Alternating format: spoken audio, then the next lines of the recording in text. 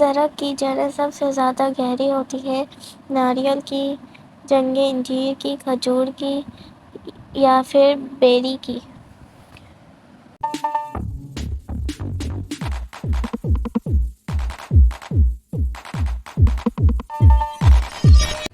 जो आपका सही जवाब है वो है जंगली अंजीर की। दरियाओं का मुल्क किस मुल्क को कहा जाता है? भारत, जापान, तुर्की या फिर बांग्लादेश को?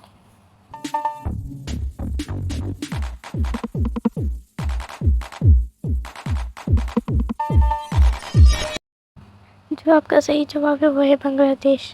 भेड़िया किस मुल्क का कौमी निशान है? साउथ अफ्रीका, नेपाल, तुर्की या फिर चीन?